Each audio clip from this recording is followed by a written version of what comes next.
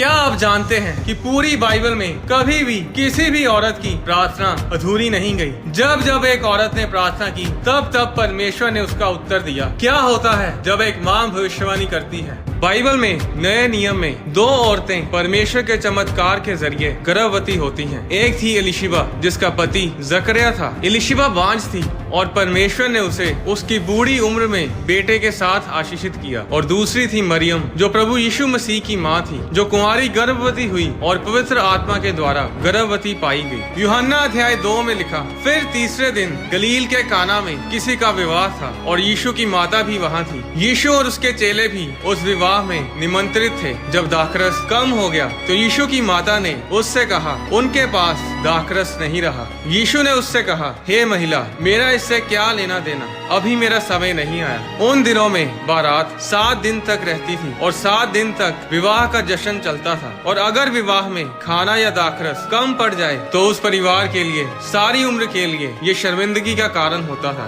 और इसीलिए यीशु की माता मरियम यीशु के पास आकर ये कहती है कि उनके पास दाखरस खत्म हो गया है, कुछ करो। और यीशु मसीह कहते हैं कि माँ, मेरा इससे क्या लेना देना, अभी मेरा समय नहीं आया। पर यूहन्ना अध्याय 2 उसकी 5 आयत में मरियम ने सेवकों से कहा, जो कुछ यीशु तुमसे कहे वही करना। 7 आयत में लिखा, यीशु ने सेवकों से कहा, मटकों में पानी भर दो। उन्होंने उन्हें मुँहा मुँह भर दिया। तब यीशु ने उनसे कहा, अब निकाल कर भोज के प्रधान के पास ले जाओ। और वे ले गए। जब भोज के प्रधान ने वह पानी चखा जो दाखरस बन गया था और ना जानते थे कि वह कहाँ से आया है, परंतु जिन सेवकों ने पानी निकाला था वे जानते थे, तो भोज के प्रधान ने दूल्हे को बुलाकर उससे कहा, हर एक मनुष्य पहले अच्छा दाखरस देता है और जब लोग पीकर छक जाते हैं तब मध्यम देता है, परंतु तूने अच्छा दाखरस अब तक रख छोड़ा है। यीशु ने गलील के काना में अपना ये पहला चिन्ह दिखाकर अपनी महिमा प्रकट की और उसके चेलों ने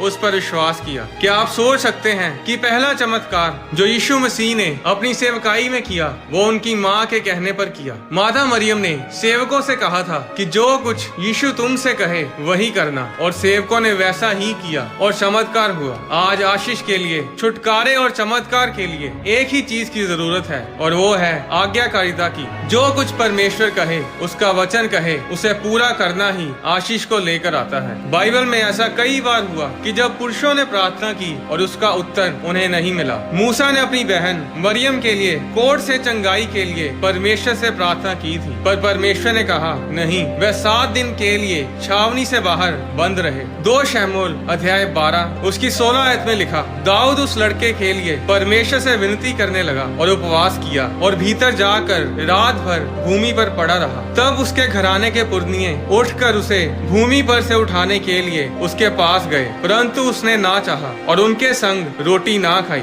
7वें दिन बच्चा मर गया। जब राजा दाऊद ने अपने बेटे के लिए प्रार्थना की थी जो बैतशेबा से पैदा हुआ था, तो उसकी प्रार्थना नहीं गई, बल्कि वो बच्चा 7 दिनों में मर गया। पूरी बाइबल में ऐसा कभी नहीं हुआ कि परमेश्वर ने किसी औरत की प्रार्थना ना सुनी हो। जब जब एक औरत ने प्रार्थना की तब तब परमेश्वर ने उसकी प्रार्थना का उत्तर दिया। 1 शमूएल अध्याय 1 में हन्ना ने जब बेटे की आशीष के लिए प्रार्थना की तो परमेश्वर ने उसे बेटे के साथ आशीषित किया। उत्पत्ति अध्याय 30 उसकी 22 आयत में परमेश्वर ने राहेल को बेटे के साथ आशीषित किया। उत्पत्ति अध्याय 21 में लिखा, यहोवा ने जैसा कहा था वैसा ही सारा की सुधि लेके उसके साथ अपने वचन के अनुसार किया। सारा अब्राहम से गर्भवती हुई और उसके बुढ़ापे में उसी नियुक्त समय पर जो परमेश्वर ने उससे ठहराया था एक पुत्र उत्पन्न हुआ। अब्राहम ने अपने उस पुत्र का नाम जो सारा से उत्पन्न हुआ था इसहाक रखा। लूका अध्याय 1 उसकी 24 आयत में लिखा, इन दिनों के बाद जकरिया की पत्नी एलिशिबा गर्भवती हुई और 5 महीने तक अपने आप को ये कह के छिपाए रखा,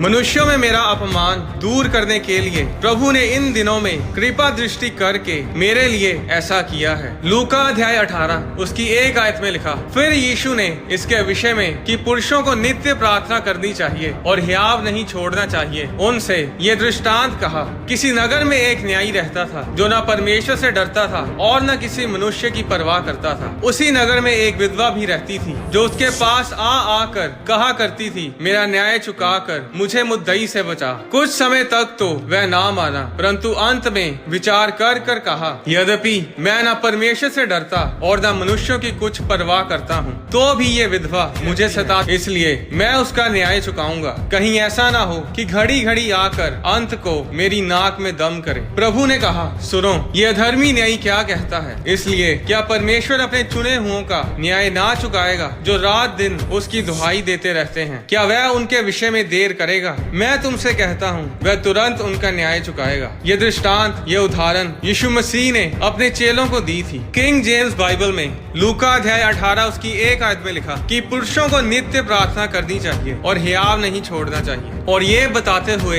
यीशु ने उस विधवा औरत की उदाहरण अपने चेलों को दी थी। क्यों यीशु मसीह ने पुरुषों को प्रार्थना करने के लिए एक औरत की उदाहरण दी? आप पुरुषों को प्रार्थना करने के लिए प्रेरित करने के लिए किसी पुरुष ही की उदाहरण देंगे कि देखो, उस पुरुष ने इतनी देर प्रार्थना की और अपनी आशीष को पाया, इसलिए नित्य प्रार्थना करते रहो और हियाव ना छोड़ो। यीशु मसीह ने औरत का दृष्टांत, वो उदाहरण इसीलिए दी क्योंकि यीशु मसीह जानते थे कि औरत अटल होती है और वो जल्दी हार नहीं मानती। औरत को पता होता है कि कैसे गर्भ धारण करना है और कैसे उसे जन्म देना है। काफी साल पहले सन 1920 के आसपास एक औरत को एक बीमार बच्चे के लिए प्रार्थना करने के लिए बुलाया गया। जब वो औरत उस बच्चे के लिए प्रार्थना कर रही थी तो उसने परमेश्वर से कहा कि परमेश्वर, अगर आप इस बच्चे को चंगा करेंगे तो मैं वायदा करती हूँ कि मैं अपने अगले बच्चे को आपकी सेवा के लिए अर्पण कर दूंगी। वो बच्चा ठीक हो जाता है और वो औरत गर्भवती होती है। उसके बेटा पैदा होता है और वो उसका नाम कुछ ऐसा रखती है जिसका मतलब होता है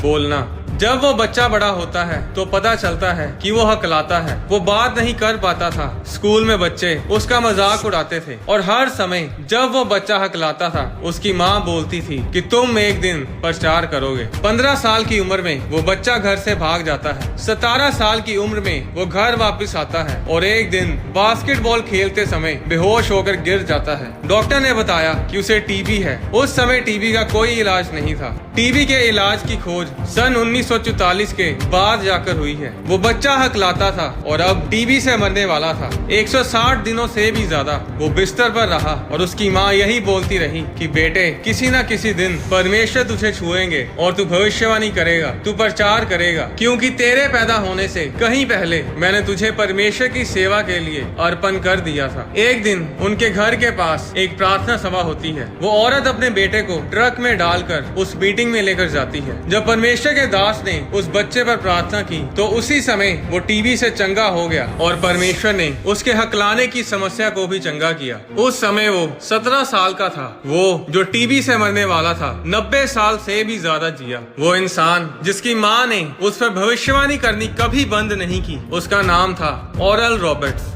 ओरल रॉबर्ट्स वो परमेश्वर के दास थे जो सन 1947 में दुनिया भर में बड़ी बेदारी लेकर आए। 1957 में 10 लाख रूहें उन्होंने बचाई। 1947 और 1968 के बीच उन्होंने 300 से भी ज्यादा क्रूसेड्स किए। ओरल रॉबर्ट्स की प्रेयर मीटिंग्स में लोग लंबी लंबी लाइंस में प्रार्थना करवाने आते थे और जब प्रार्थना होती थी वो उसी समय चंगे होते थे। लंगड़े दौड़ते थे, गूंगे बोलते थे और अंधे देखते थे। मार्क कस्टो जब 16 साल के थे तो वो शराब बहुत पीते थे। एक रात उन्होंने इतनी शराब पी कि उनके खाने की नाली फट गई और खून बहना शुरू हो गया। उनके दोस्तों ने उन्हें गाड़ी से बाहर फेंक दिया इस डर में कि वो कहीं गाड़ी में ही मर न जाए। उस समय मोबाइल फोन्स नहीं होते थे। किसी को कोई खबर नहीं थी कि वो कहाँ पर है। मार्क के पिता पास्टर थे। परमेश्वर ने उनके पिता से कहा कि मार्क मुसीबत में है और मैं तुझे दिखाता हूँ कि वो कहाँ पर है। मार्क उन्हें सड़क के किनारे पड़ा मिला। वो उसे घर ले आए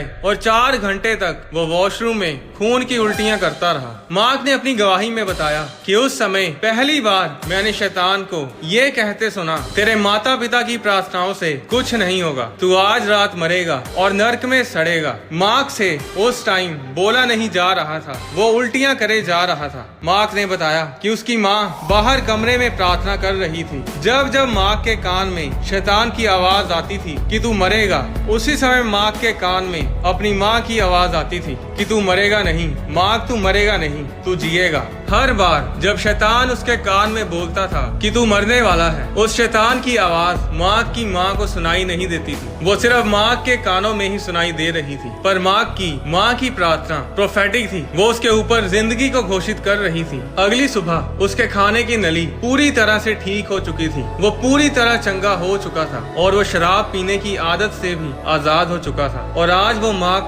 पास्टर मार्क कस्तो है और वो सारी दुनिया में परमेश्वर का सुसमाचार प्रचार करते हैं। उनकी माँ ने उन पर भविष्यवाणियां की थी कि मार्क तू प्रचार करेगा, और ऐसा ही हुआ। पुरुष की आदत है कि वो जल्दी ही आग छोड़ देते हैं। एक काम नहीं बना तो कोई बात नहीं, चिंता करने की जरूरत नहीं। पर औरत ऐसी नहीं होती। अगर औरत अटल हो जाए, जिद्दी हो जाए, तो जब तक वो काम ना हो जाए वो हिम्मत नहीं हारती। यीशु मसीह इंसानी बाप के जरिए पैदा नहीं हुए। मत्ती अध्याय 2 उसकी 13 आयत में प्रभु के एक दूत ने स्वप्न में यूसुफ को दिखाई देकर कहा, उठ, उस बालक को और उसकी माता को लेकर मिस्र देश को भाग जा, और जब तक मैं तुझसे ना कहूँ तब तक वहीं रहना, क्योंकि हेरोदेस इस बालक को ढूंढने पर है कि उसे मरवा डाले। स्वर्गदूत ने ये नहीं कहा कि उठ, अपने बालक और उसकी माता को लेकर मिस्र देश को भाग जा। स्वर्गदूत ने कहा, उठ, बालक और उसकी माता को लेकर जा। स्वर्गदूत ने यूसुफ को यीशु मसीह का पिता नहीं कहा, क्योंकि वो यीशु मसीह का पिता नहीं था। मरियम पवित्र आत्मा के जरिए गर्भवती हुई थी। अगर परमेश्वर पुरुष के स्पर्म के बिना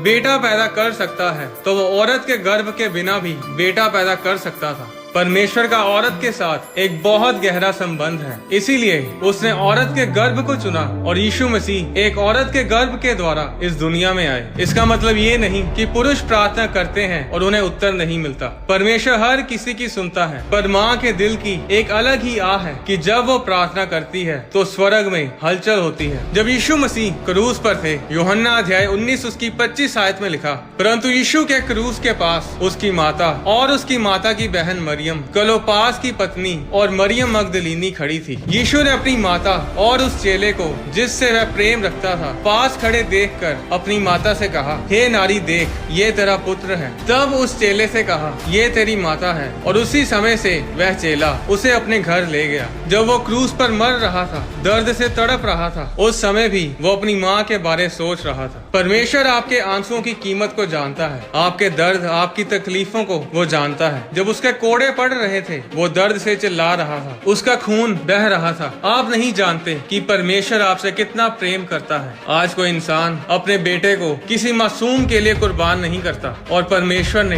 अपने इकलौते बेटे को हम पापियों के लिए कुर्बान किया, ताकि हम नाश ना हो बल्कि बचाए जाएं, अनंत जीवन पाएं। हम सब के लिए परमेश्वर की योजनाएं बहुत बड़ी हैं। जो औरतें, जो माँ अपने बच्चों के लिए, अपने पति, अपने परिवार के लिए प्रार्थना कर रही हैं, मैं आपको बताना चाहता हूँ कि ऐसी प्रार्थनाएं ना करें कि हाय प्लीज परमेश्वर, क्या तू मेरे बेटे को बचाएगा, क्या तू मेरे पति को बचाएगा, क्या तू मेरी जिंदगी में ये काम करेगा, वो काम करेगा। मैं चाहता हूँ कि आप उन पर घोषणाएं करें। जब आपका बेटा या बेटी गड़बड़ करके घर में आए तो उनको बोलो कि तू एक दिन परमेश्वर का दास बनेगा, तू एक दिन प्रचारक बनेगी, तू भविष्यवाणी करेगी, एक ना एक दिन परमेश्वर तुझे छुएगा। चाहे आपका बेटा आपको अपनी बकवास बंद करने के लिए कहे, उस समय चुप ना रहें। परमेश्वर के वचन को, घोषणाओं को उनके ऊपर बोलें। सिर्फ प्रार्थना ही ना करें, अपने बच्चों पर घोषणाएं करें। जिस तरह ओरल रॉबर्ट्स की माँ ने की, पास्टर मार्क की माँ ने की। अपने बच्चों को अपने घर में अपनी आवाज सुनने दो। अपने कमरे में बंद होकर चुपचाप प्रार्थना ना करें, अपने कमरे से बाहर आकर प्रार्थना करो और उनके कानों में आपकी घोषणाएं गूंजनी चाहिए। क्या आप जानते हैं कि यीशु मसीह को स्वर्ग में यीशु मसीह नहीं कहते? यीशु मसीह का नाम स्वर्ग में यीशु मसीह नहीं है। आने वाली वीडियोस में मैं आपको बताऊंगा